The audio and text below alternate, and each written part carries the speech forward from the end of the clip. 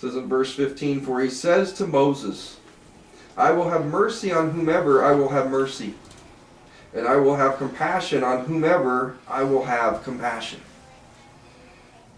This comes from the book of Exodus. After God and Moses have somewhat of an argument over who the children of Israel belong to. Okay. Not that either one of them is claiming them. Not that God's going, well, they're my children, and Moses going, no, they're my children. No, actually, they're both trying to give them away. God is going, and Moses is going, well, I don't want them either. But, what do you call it? And you know, after these 40 days on Mount Sinai with God that Moses had spent, he's been given the commandments. And he told Moses, you need to get down off of this mountain and go back, because your people are down at the bottom of this mountain at this very moment, and they have made a golden calf and they're worshiping it. You know, like how he tells them, they're your people. You know, they're having this drunken orgy right now, Moses. Take care of it. God keeps telling Moses, you know, what do you call it? These are your people. Moses says, no, they're yours. God, and then, you know, Moses goes, you know, God, you remember, what do you call it? That you have chosen these people. You know, you led them out of bondage. You know, God gives Moses this awesome opportunity. He's basically telling Moses, you know what, I will wipe out the children of Israel. And I'm going to use your descendants to carry on, you know, the promise. And Moses says, no, Lord, you know, if you're going to do that, then blot me out of your book. You know, if you're going to wipe them out, blot me out of your book, Lord. God tells Moses, you know what, you know, that's really not your place, Moses. And then he says, you know, he tells them, I will have mercy on whomever I will have mercy, and I will have compassion on whomever I will have compassion. And we see that Moses can make this statement because of what? Because he spent 40 days with the Lord. His heart is changing.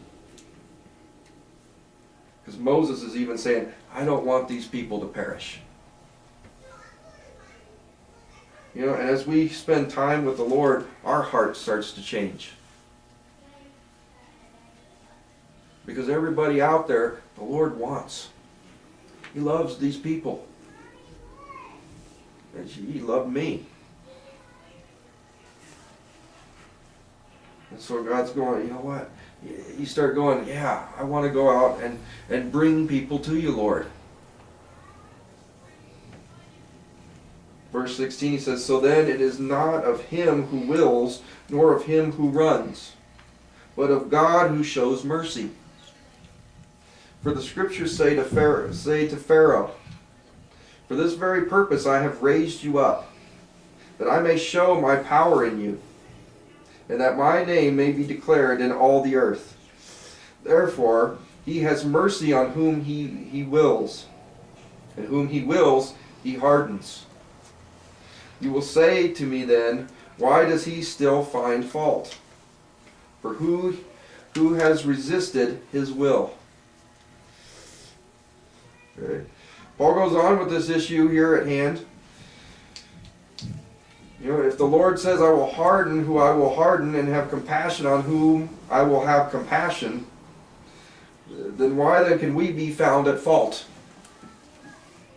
Okay, and he's dealing with that choice. Why is it that God can come and blame us for not making that choice? So you remember, though, when God is dealing with Pharaoh. You know, it tells us that Pharaoh would harden his heart after each plague. Okay? But when it came to the last plague, it came down to Pharaoh making that choice again. To harden his heart And the Lord basically told Pharaoh at this point, you know what, Pharaoh, you have made your choice. You've made your choice as far as accepting me. Remember when Moses came to Pharaoh, Pharaoh would go, well, who is the Lord? And Moses came to him repeatedly. He said, you know what, you need to let God's people go. Pharaoh kept saying, well, no, I'm not going to let them go. And he would harden his heart. And at the last one, it tells us that the hardening there was basically solidifying. It's like cement drying. It's done. You've made your choice.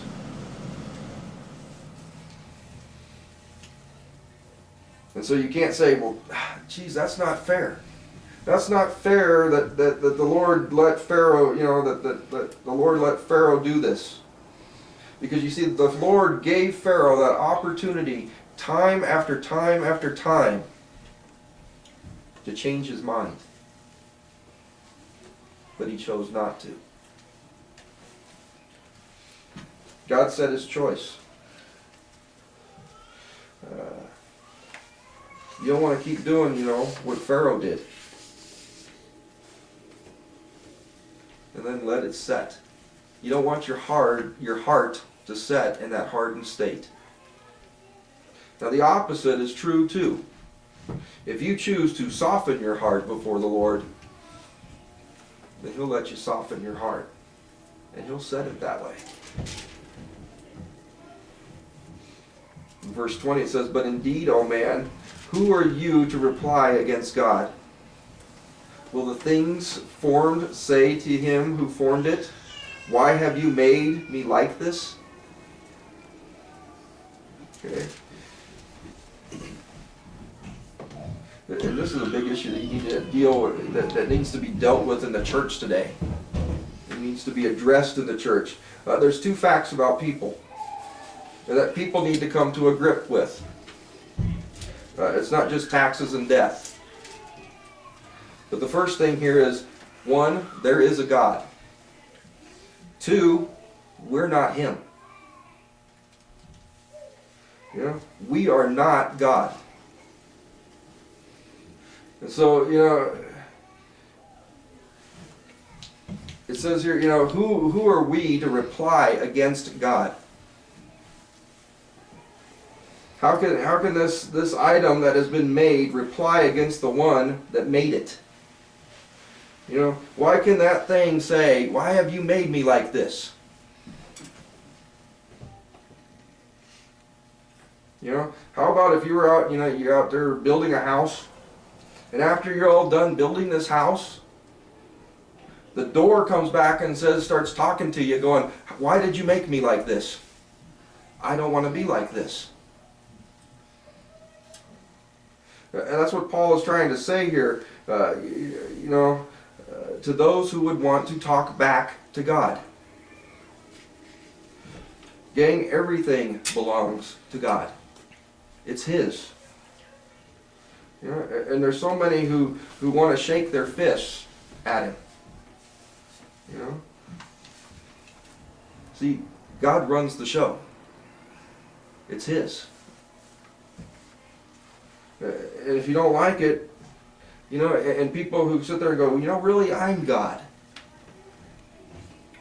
And you see that more and more today, that people are kind of, they're getting that attitude, well, I'm my own God. Well, if you're your own God, let's drive you out to sea, drop you off about 12 miles out offshore, and say, well, if you're God, make yourself a boat and get yourself back. It's not going to happen, is it? You're just going to sit there and float for a little bit. Isn't it amazing our lack of intelligence that we show when it comes to the things of God? Where we think we're so highly intelligent.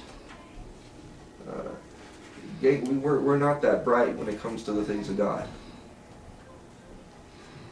When it comes to eternity, people often have the attitude, that really isn't that important. They say, oh, well, I'll find my own way. Let me ask you this question. What if your way doesn't work? What if it doesn't work?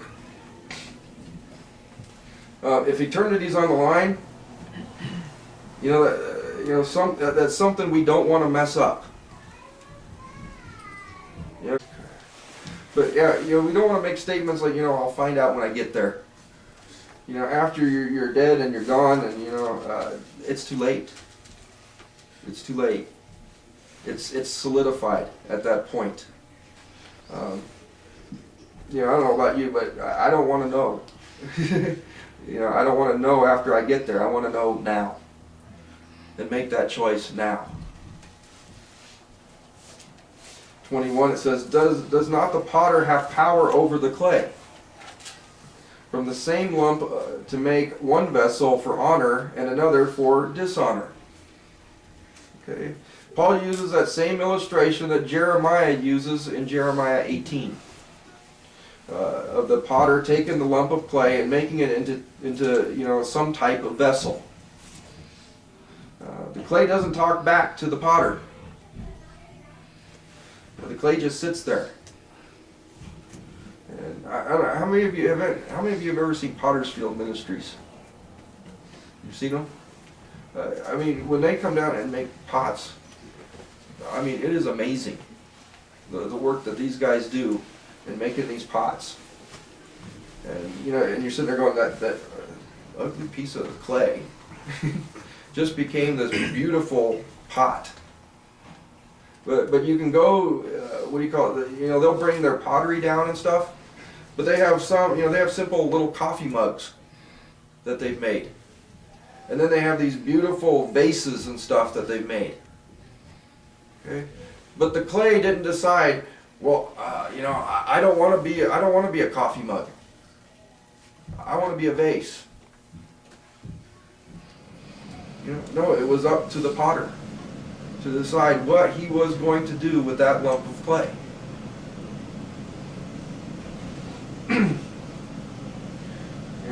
Coffee mugs. We sit there and go, okay, well that's a cool, yeah. But notice Jay's coffee mug back there is not whining, saying, I want to be a vase. And so, and you hear it today in our culture. I'm made that way. That's why I'm this way. And, the Bible tells us that we're mere dust. We're dirt, guys. And then it tells us that we're the clay. And you see dust stuck on itself becomes clay. It's mud. And that's how we are. We're quite stuck on ourselves, aren't we?